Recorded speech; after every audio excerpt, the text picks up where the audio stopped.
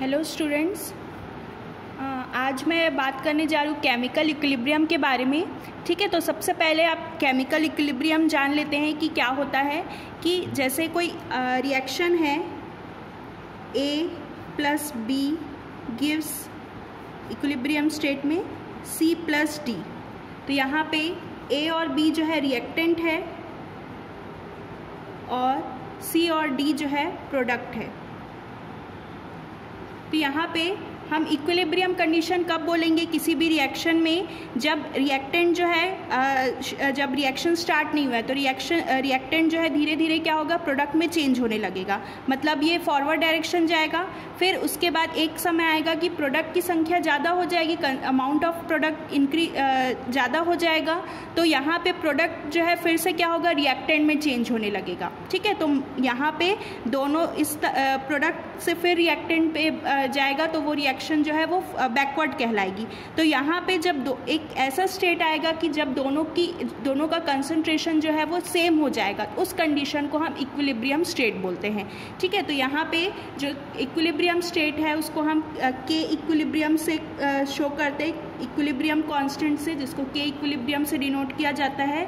ये होता है concentration of C into concentration of D upon concentration of A into concentration of B।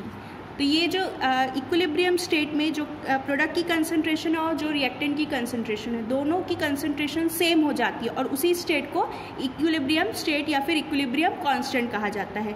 तो यहाँ पे दोनों का कंसंट्रेशन सेम हो जाएगा तो इसकी वैल्यू जो है वो 1 हो जाएगी। तो ये जो है आपका केमिकल इक्विलिब्रियम कहलाता है। अब इसी केमिकल इक्विलिब्रियम को यदि हम थर्मोडाइनमिक स्टेट में, केमिकल इक्विलिब्रियम में हम रिएक्शन के कंसंट्रेशन के बारे में बात करते हैं और थर्मोडाइनमिक इक्विलिब्रियम में हम उनके जो है थर्मोडाइनमिक पैरामीटर्स की बात करते हैं, जैसे कि प्रेशर है, वॉल्यूम है, टेम्परेचर है, ये सारी चीज़ों की यहाँ पे बात की जाती है। तो सब यहाँ पे नेक्स्ट है थर्मोडाइनमिक इक्विलिब्रियम के बारे में। तो इसमें सबसे पहला जो थर्मोडाइनमिक इक्विलिब्रियम, किसी भी सिस्टम को हम थर्मोडाइनमिक इक्विलिब्रियम कब कहेंगे, तो ऐसा सिस्टम जिसमें जिसके स्टेट फंक्शंस जो होते हैं वो टाइम के रिस्पेक्ट में चेंज नहीं होते, उनको क्या कहेंगे हम, उस सिस्टम को थर्मोडाइनमिक इक्विलिब्रियम कहेंगे। तो यहाँ पे उसका डेफिनेशन हो जाता है, a system is said to be in thermodynamic equilibrium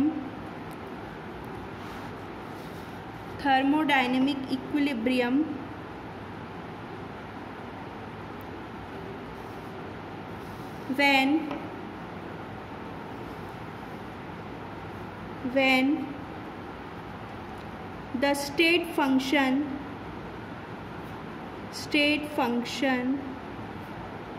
of the system does not change with time। ठीक है, तो ऐसा सिस्टम जिसमें जो भी स्टेट फंक्शन होते हैं, स्टेट फंक्शन मतलब जो इनिशियल और फाइनल कंसंट्रेशन पे डिपेंड करते हैं, उनको स्टेट फंक्शन कहा जाता है। तो ये ऐसे स्टेट फंक्शन जो कि टाइम के रिस्पेक्ट में चेंज नहीं होते हैं, तो ऐसे सिस्टम को ही क्या कहा जाता है, थर्मोडाइनमिक इक्विलिब्रियम स्टेट कहा जाता है। ठीक है, तो ये तो आपका थर्मोडाइनमिक इक्विलिब्रियम स्टेट के रिस्पेक्ट में हो गया। तो आपका जो है ये आपका डेफिनेशन हुआ। दूसरा है इसमें जो है थर्मोडाइनमिकली साथ ही केमिकली भी हम इसको क्या कहेंगे, इक्विलिब्रियम कहेंगे। तो केमिकली हम कैसे देखते हैं, इसके कंसंट्रेशन पे देखते हैं। तो केमिकली ये क्या हो जाएगा, केमिकली थर्मोडाइनमिक इक्विलिब्रियम हो जाएगा कि जब ये आपका फर्स्ट पॉइंट हुआ, दूसरा point, a system in which chemical composition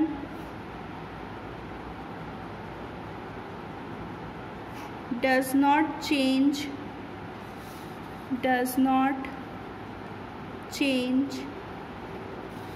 with time। तो इसमें थर्मोडायनेमिक के टर्म्स के साथ साथ यहाँ पे केमिकली भी हमको देखना है। तो थर्मोडायनेमिक इक्विलिब्रियम तो जब इसके स्टेट फंक्शन तो चेंज होंगे ही नहीं, साथ ही इनके जो केमिकल कंपोजिशंस है वो भी चेंज नहीं होगा। तो ऐसा सिस्टम को क्या कहा जाता है? थर्मोडायनेमिक इक्विलिब्रियम कहा जाता है। थर्ड है equilibrium can be shifted in any direction by changing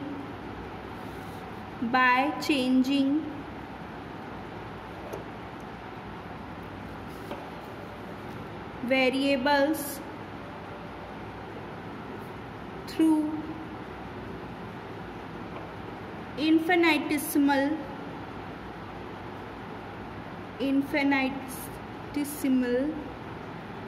value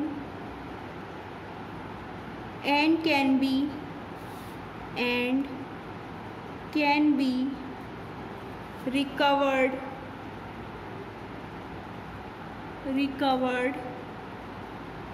to initial state.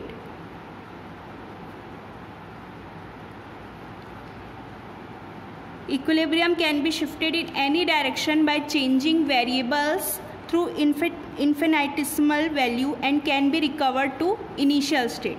ठीक है, तो इसको हम कैसे एक्सप्लेन कर सकते हैं कि सपोज़ यहाँ पे एक थर्मोडायनेमिक सिस्टम है, यहाँ पे ये एक थर्मोडायनेमिक सिस्टम है, यहाँ पे एक पिस्टन लगा हुआ है, फ्रिक्शनलेस पिस्टन, ये एक पिस्टन लगा हुआ है। तो यहाँ पे जो है इसमें यहाँ पे कोई गैस है, गैस या फिर लिक्विड है, जिसमें यहाँ पे इसका प्रेशर जो है P है, वॉल्यूम V है और टेम्परेचर जो है T है। तो ये जो है आपका फ्रिक्शनलेस पिस्टन है, मतलब यहाँ पे पिस्टन मूव नहीं कर रहा है।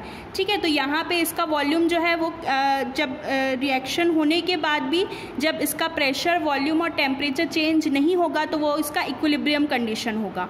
पर यदि यहाँ पे इसके वेरिएबल्स में यदि हमने इन्फिनिटेसिमल वैल्यू हमने चेंज किया, मान लो यहाँ पे इसका प्रेशर जो है ये हमने इसमें जैसे कि यहाँ पे दो हम कंडीशन लगा सकते, एक हो सकता है वर्क जो है फोर्स या work done on the system और एक work done by the system हो सकता है।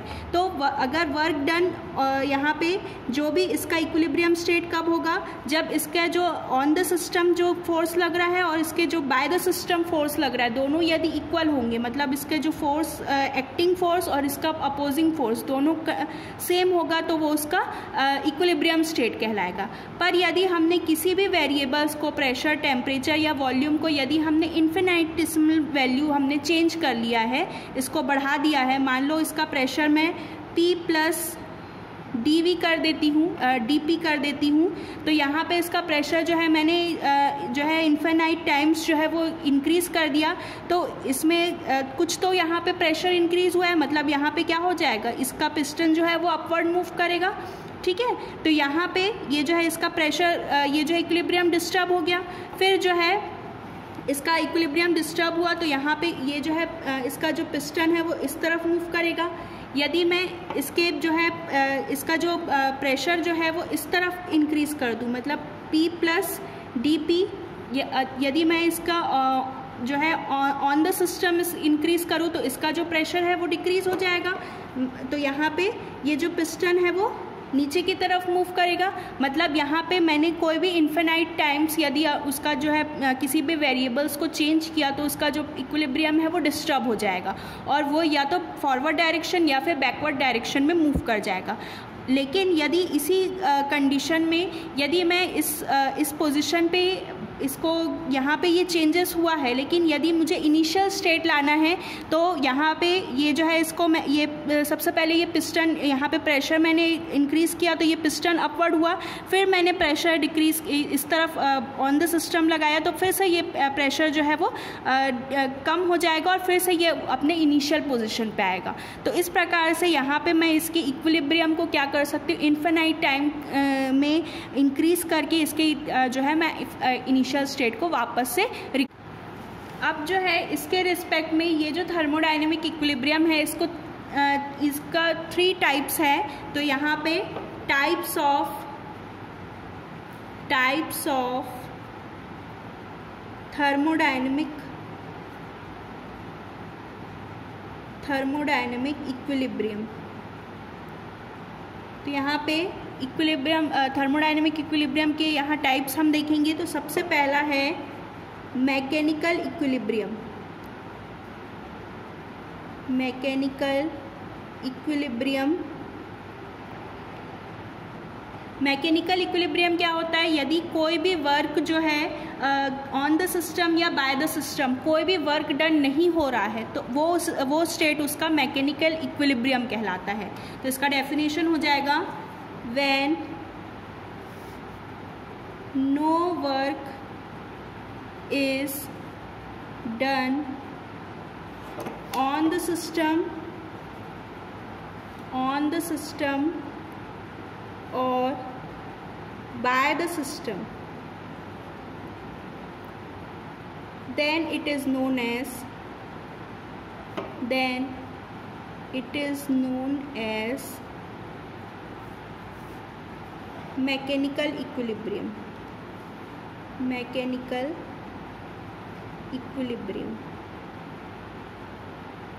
मैकेनिकली जो है यहाँ पे इक्विलिब्रियम जो है वो कांस्टेंट हो जाएगा। मतलब कोई भी हम यहाँ पे ना तो ऑन द सिस्टम कोई भी वर्क हो रहा है ना ही बाय द सिस्टम कोई वर्क हो रहा है, तो उसको मैकेनिकल इक्विलिब्रियम कहेंगे। दूसरा है आपका थर्मल इक्विलिब्रियम। सेकेंड है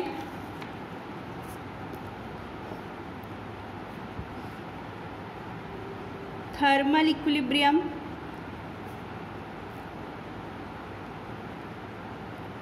थर्मल इक्विलिब्रियम मतलब जिसमें जब कोई सिस्टम में टेम्परेचर जो है वो कांस्टेंट हो, मतलब जो सिस्टम का टेम्परेचर है और जो सराउंडिंग का टेम्परेचर दोनों यदि सेम होता है तो वो क्या कहलाता है? थर्मल इक्विलिब्रियम कहलाता है। तो इसमें हो जाएगा व्हेन टेम्परेचर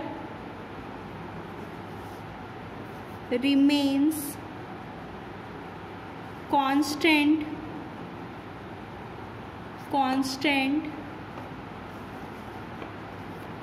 throughout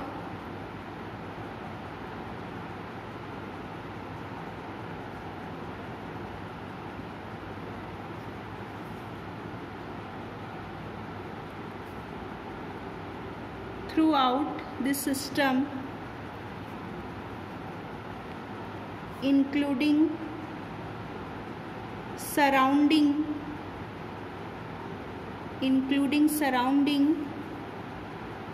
then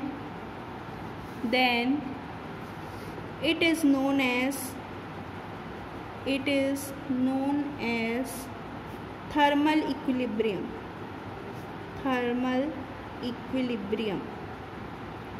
तो ये आपका जो है सेकेंड टाइप का इक्विलिब्रियम हो गया।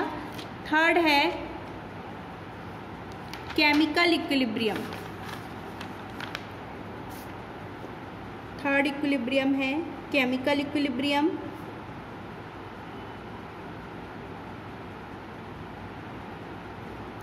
केमिकल इक्विलिब्रियम में यदि कंपोजिशन किसी सिस्टम का कंपोजिशन या कंसंट्रेशन कांस्टेंट रहता है तो उसको बोलते हैं chemical equilibrium.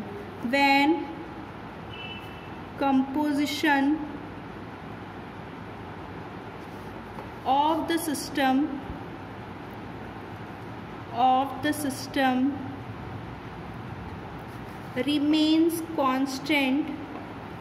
remains constant and definite,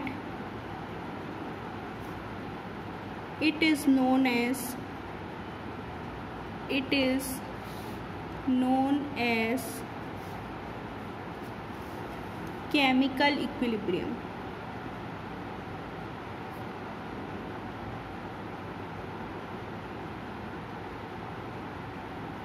तो ये जो है डिफरेंट टाइप्स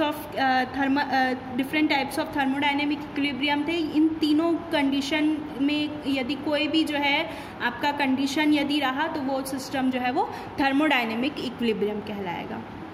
ठीक है, थैंक यू।